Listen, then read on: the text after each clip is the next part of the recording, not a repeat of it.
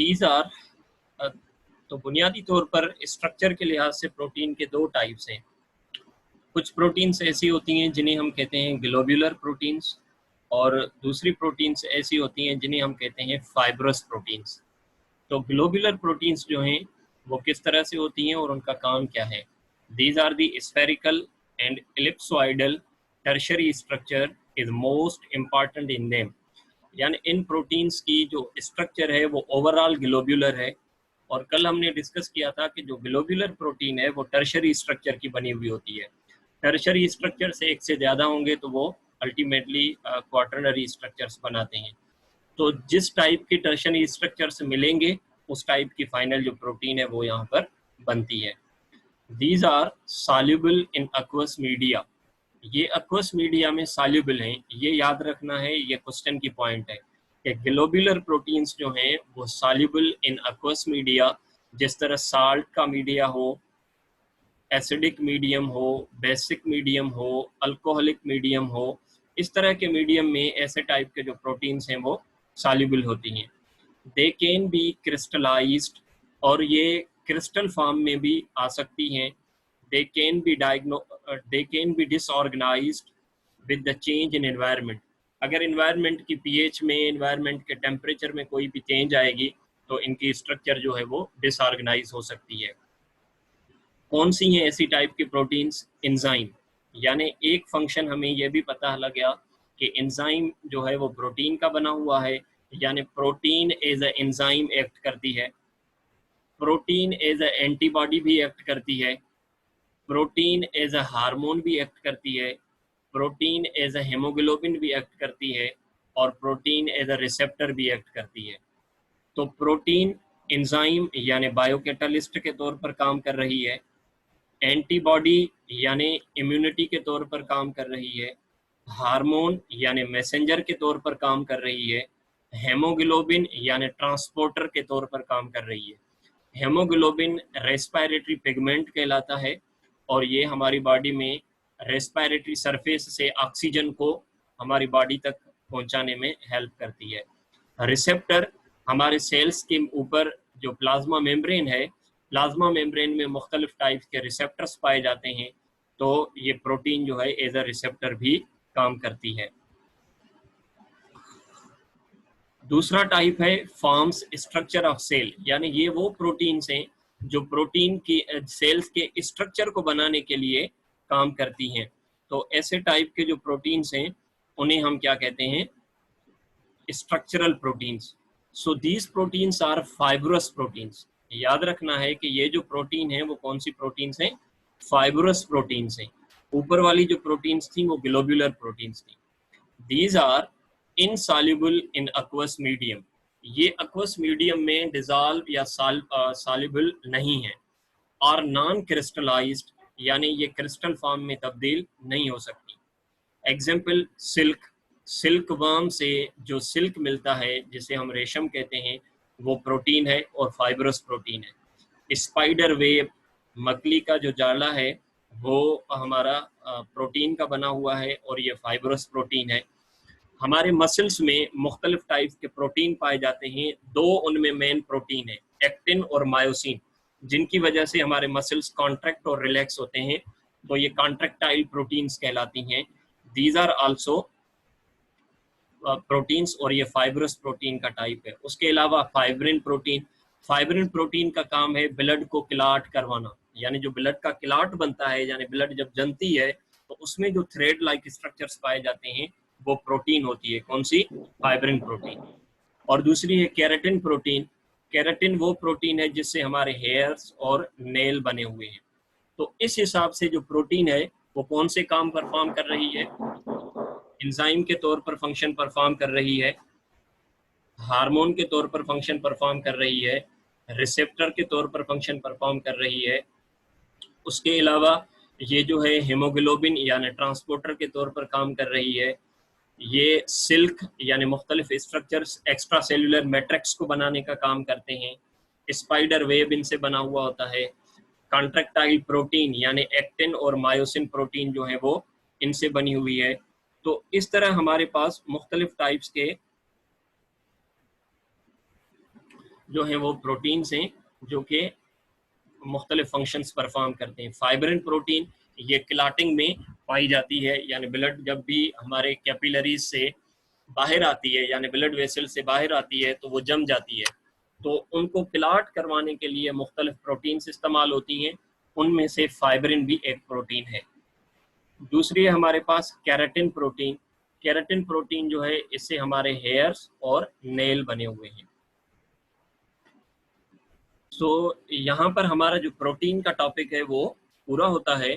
तो नेक्स्ट में हमारे पास प्रोटीन के जो हैं वो कुछ क्वेश्चंस होंगे, वो हम हल करेंगे। तो सबसे पहला सवाल है कि enzymes are dash in nature. Enzymes जो हैं वो नेचर में क्या हैं?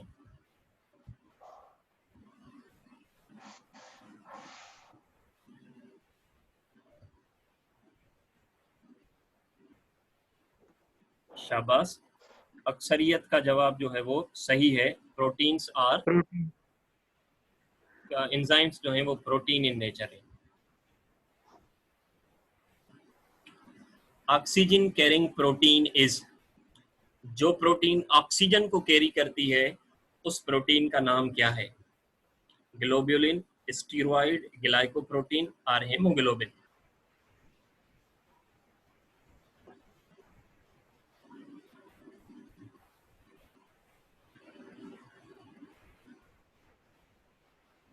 शाबाश बाबा, सबका तकरीबन जवाब सही है, हेमोग्लोबिन।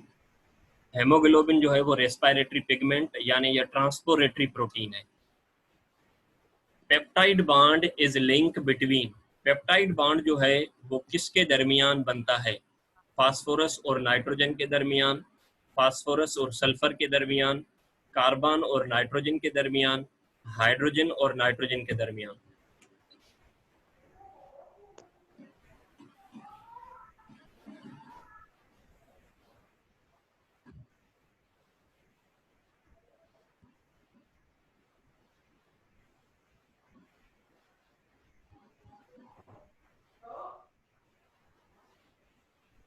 ये बॉन्ड बेटा बनता है कार्बन और नाइट्रोजन के दरमियान। तो जिन्होंने भी HNRPN लिखा है ये सब गलत है। कार्बन और नाइट्रोजन के दरमियान, यानी एक अमाइनो एसिड के कार्बोक्सिलिक ग्रुप की कार्बन और दूसरे अमाइनो एसिड के अमाइनो ग्रुप की नाइट्रोजन, उनके दरमियान ये बॉन्ड बनता है। तो बेसिकली ये लिंक कार्बन और नाइट्रोजन के दरमियान है, जिसे हम पेप्टाइड बॉन्ड कहते हैं। Beta chain of haemoglobin contain dash amino acids. कल हमने अमाइनो एसिड हेमोग्लोबिन के डिस्कस किए थे कि उसमें टोटल कितने हैं और ये बीटा चेन में कितने होते हैं।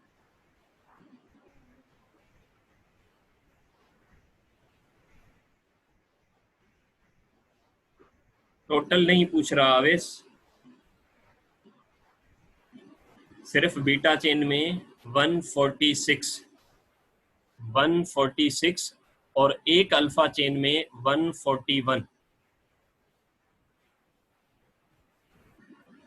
तो ऑप्शन सही जो है वो 146 है।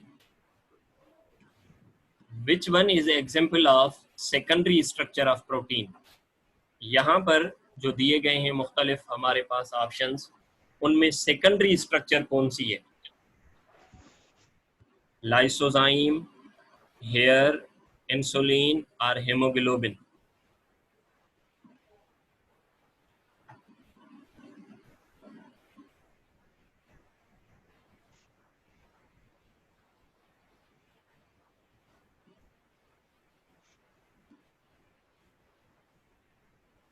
शाबाश बाबा, hair, hair is correct option.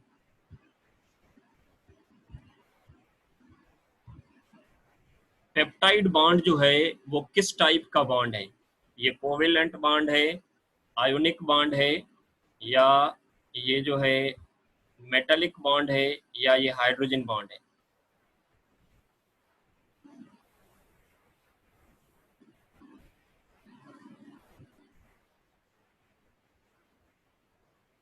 नूर तैयबा कह रही हैं ये हाइड्रोजन बॉन्ड है, हफ्सा हाइड्रोजन और कोवेलेंट, अलीजा कह रही हैं, शकीला जैनब कह रही हैं कोवेलेंट। शाबाश, तो ये कोवेलेंट बॉन्ड है बेटा। अभी प्रीवियस क्वेश्चन में हमने देखा कि ये कार्बन और नाइट्रोजन के दरमियान है, इसमें तो हाइड्रोजन है ही नहीं, तो कार्बन और नाइट्रोजन के दरमियान है, तो ये आयोनिक भी नहीं है, हाइड्रोजन भी नहीं है, ये कोवेलेंट बॉन्ड है। याद रखना है कि ये कोवेलेंट बॉन्ड है। Which part of amino acid gives it uniqueness? कौन सा पार्ट है वो अमाइनो एसिड का जिसकी वजह से एक अमाइनो एसिड दूसरे अमाइनो एसिड से मुख्तलिफ होता है? Amino group, carboxyl group, side chain और हाइड्रोजन एटम। साइड चेन, उस साइड चेन को हम किस लफ्ज से जाहिर करते हैं? R group. शाबाश, radical group. So correct option is side chain.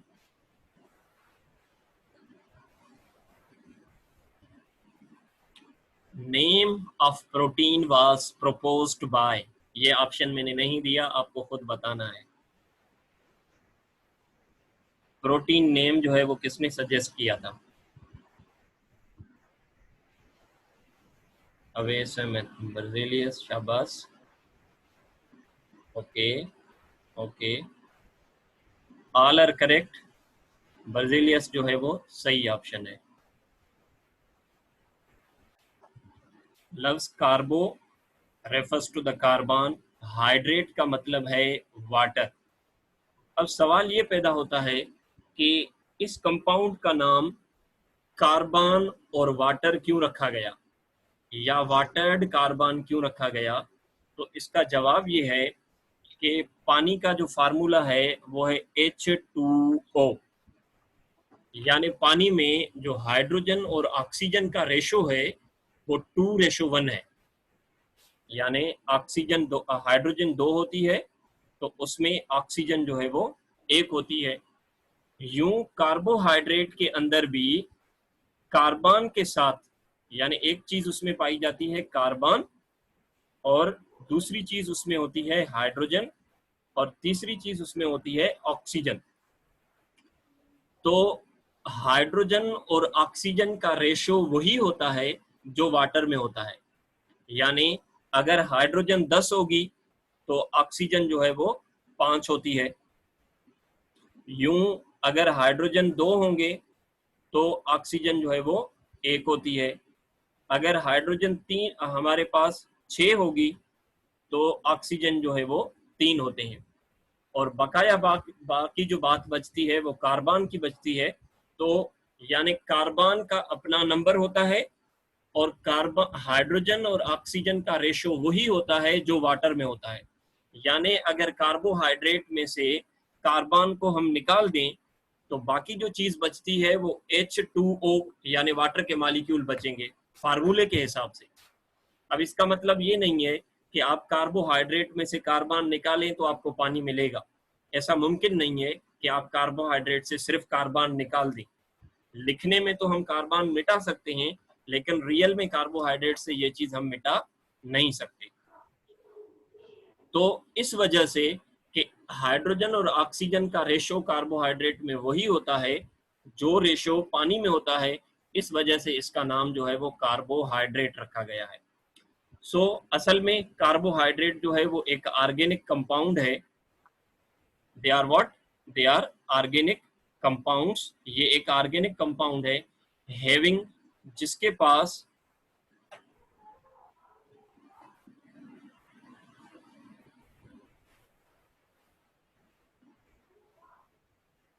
Carbon होती है, हाइड्रोजन होती है और ऑक्सीजन होती है।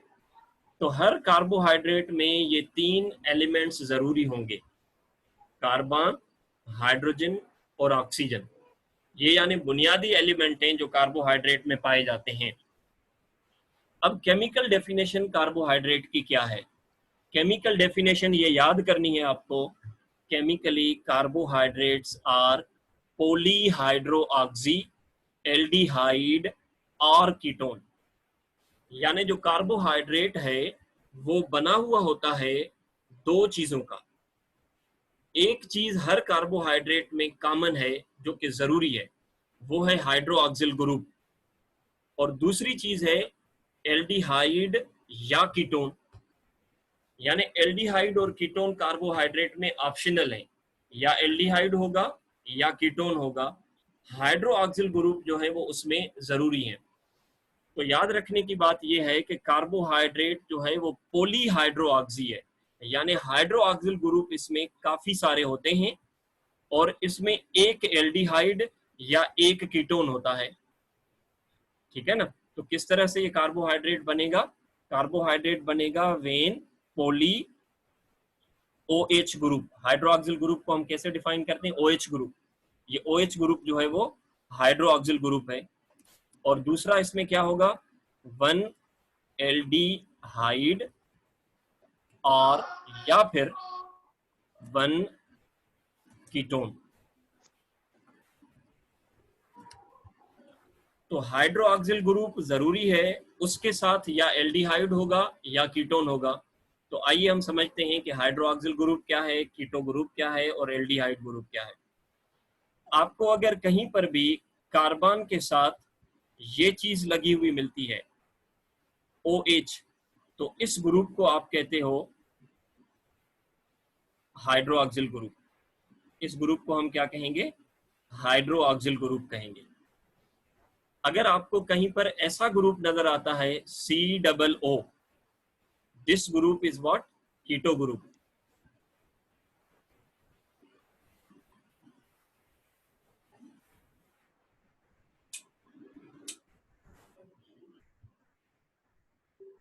Hydroxyl group. और दूसरा ग्रुप ये कौन सा है जिसे हम क्या कहते हैं? Keto group. ये जो ग्रुप है हमारा कीटो ग्रुप, यानी carbon double bonded by oxygen is keto group. Then group है हमारे पास COH, this group is aldehyde group. ये ग्रुप कौन सा ग्रुप कहलाता है? एल्डिहाइड ग्रुप कहलाता है। स्ट्रक्चर में ये चीज हम आपको दिखाते हैं।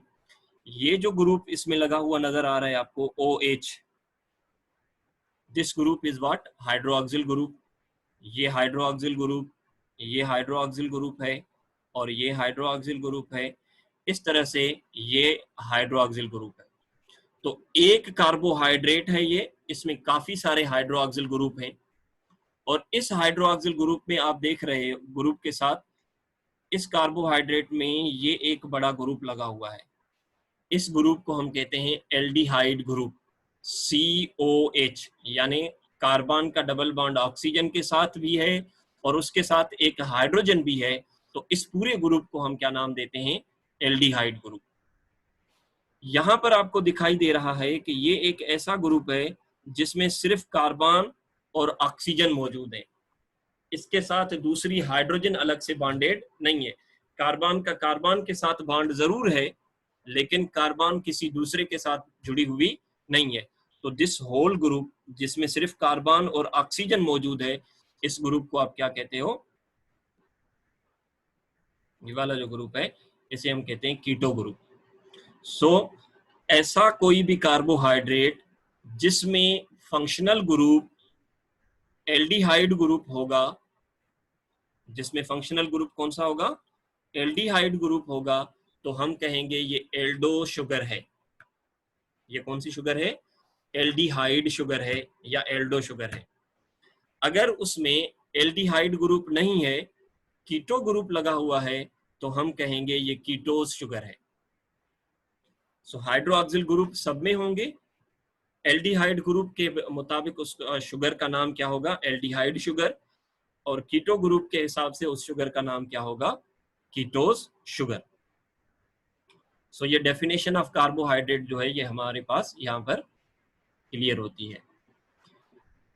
देन है हमारे पास कार्बोहाइड्रेट कहाँ मिलते हैं, उनका जनरली यूज क्या है?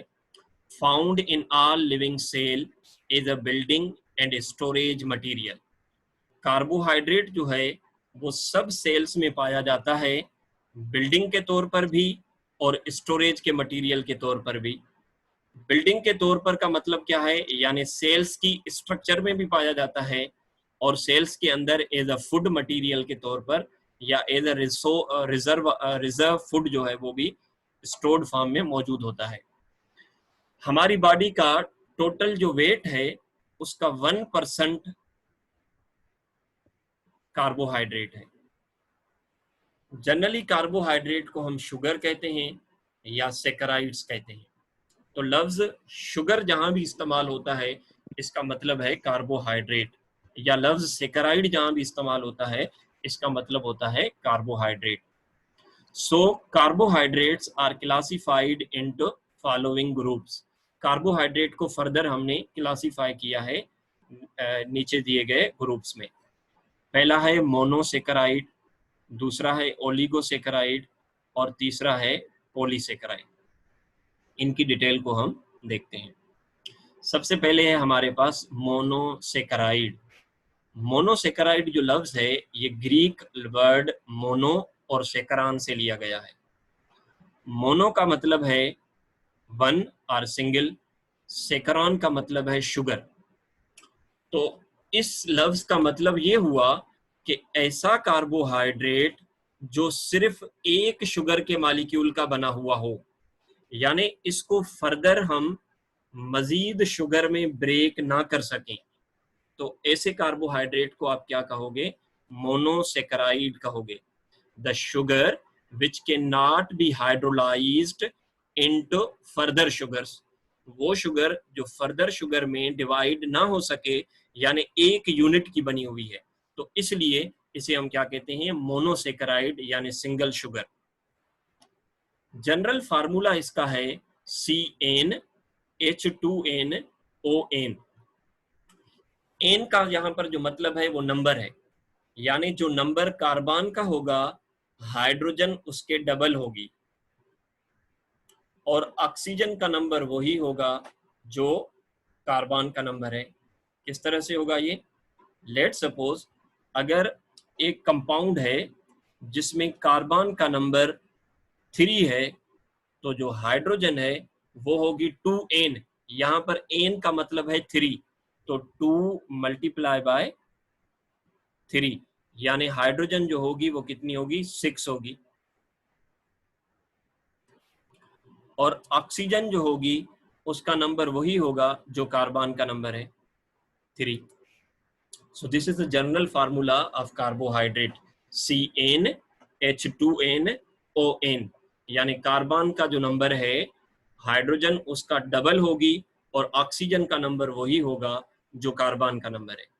This formula is applicable for monosaccharides only. ये जो फार्मूला है वो सिर्फ और सिर्फ मोनोसेकराइड्स के लिए एप्लीकेबल है। मोनोसेकराइड्स आर वाइट क्रिस्टलाइन, यानी ये उनकी फिजिकल प्रॉपर्टीज हैं। फिजिकली जो हमारे मोनोसेकराइड्स हैं वो वाइट क्रिस्टल्स के फॉर्म में मिलते हैं, सॉलिड हो सकते हैं, वो टेस्ट में स्वीट होते हैं और सॉल्युबल इन वाटर हैं। Monosaccharide can be classified according to the number of carbons. Monosaccharide को फर्दर हम क्लासिफाई कर सकते हैं नंबर ऑफ कार्बन की बुनियाद पर। कैसे? कि एक मोनोसेकराइड है जिसका नाम है ट्रायोज।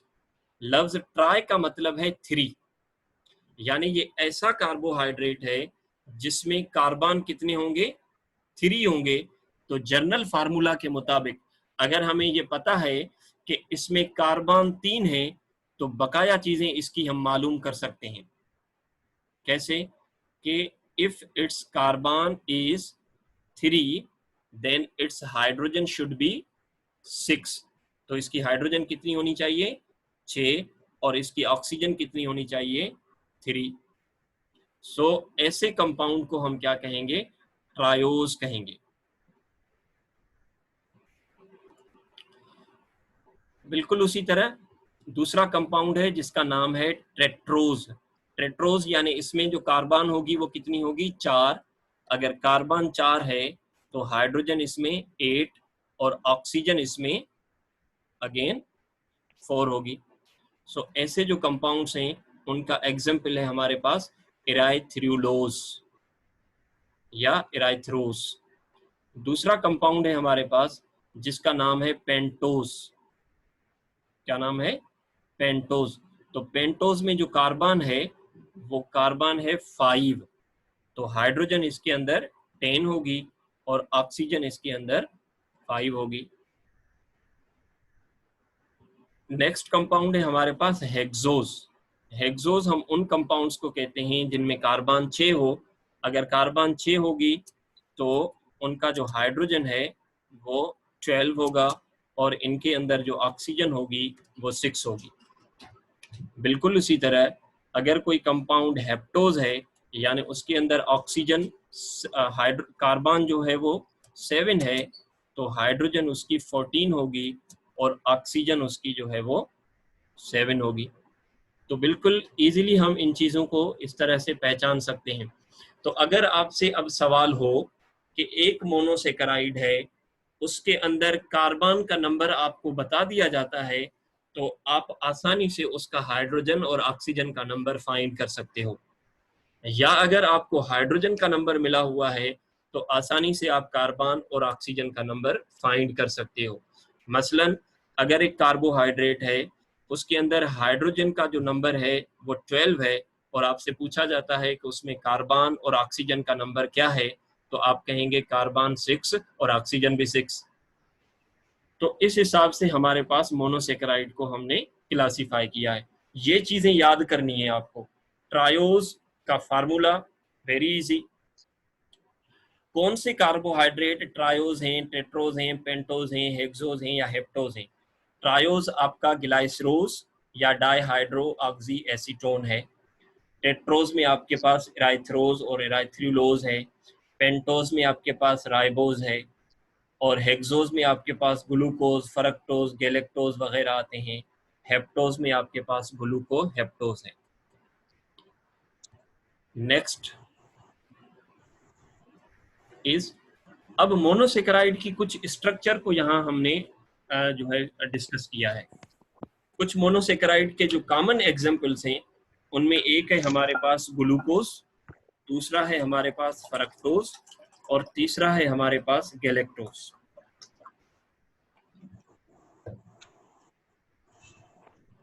तो रिसोर्सेज हैं वो क्या हैं? कॉर्न, हनी, राइप फ्रूट्स, जो पके हुए फ्रूट्स वगैरह हैं उनमें से ये हमें नेचुरली मिलता है। दूसरा है fructose, abundant hexose found in nature.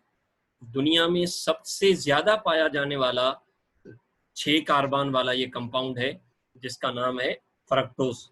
और याद रखना है सब मोनोसेकेराइड में सबसे मीठा फ्रक्टोज है और ये शहद में सबसे ज्यादा पाया जाता है। फ्रूट शुगर हम इसे कहते हैं। फ्रक्टोज को कॉमनली क्या कहा जाता है? Fruit sugar. यानी जो हमारे फ्रूट्स हैं जो मीठे हैं वो इसलिए मीठे हैं कि उनमें बहुत ज्यादा जो है वो क्या पाया जाता है? फ्रक्टोज पाया जाता है। देने हमारे पास गैलेक्टोज। गैलेक्टोज जो है ये हमें मिल्क में मिलता है। अब ग्लूकोज की स्ट्रक्चर हमने डिस्कस किया कि ग्लूकोज जो है वो बना हुआ होता है 6 कार्बन का। अब 6 कार्बन का ग्लूकोज है तो उसमें हाइड्रोजन कितने होंगे? 12। और इसके अंदर ऑक्सीजन कितनी होंगी? 6 ऑक्सीजन होंगी। तो सवाल ये है कि इसकी स्ट्रक्चर किस तरह की है। थोड़ा सा हम इसके स्ट्रक्चर को जो है वो समझ लेते हैं। ग्लूकोज हमें 2 स्ट्रक्चर्स में मिल सकता है, वो ओपन चेन फॉर्म में भी और रिंग फॉर्म में भी। तो पहले हम देख लेते हैं कि ओपन चेन फॉर्म में किस तरह से ये ग्लूकोज मिलेगा। इसको समझने का आसान तरीका ये है कि आपको पता है कि ग्लूकोज में कार्बन कितने हैं? 6। तो सबसे पहले आप यूं 6 कार्बन लाइन में लिख लें, 1 2 3 4 5 6। और इन 6 कार्बन्स पर जो कार्बन नंबर 3 है, 1 2 3, कार्बन नंबर 3, इस कार्बन नंबर 3 पर लेफ्ट साइड पर आप OH लगा लें। क्या लगा लें? OH लगा लें।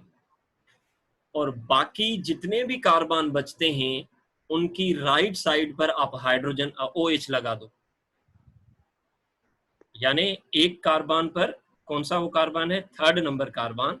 3rd नंबर कार्बन पर आपको OH लगानी है लेफ्ट साइड पर। बाकी जितने भी कार्बन बचते हैं उन सब कार्बन पर आप राइट साइड पर क्या लगा लो?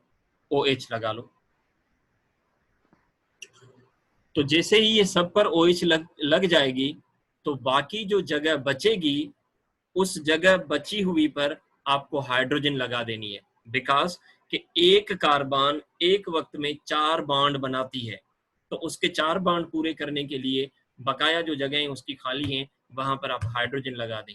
इस तरह से आपके पास जो कार्बन ग्लूकोज की स्ट्रक्चर है उसके 6 कार्बन भी पूरे हो जाएंगे और 12 हाइड्रोजन भी पूरे हो जाएंगे और इसके जो है 6 ऑक्सीजन वो भी पूरे हो जाएंगे।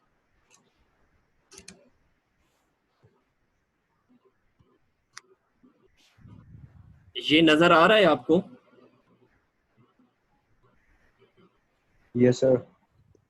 ठीक है, तो सबसे पहले आपको क्या करना है, यूं कार्बन सीधे जो है वो एक लाइन में Sir, it is not much clear. Not much clear, तो ये sir laptop, it's clear sir. Okay एक मिनट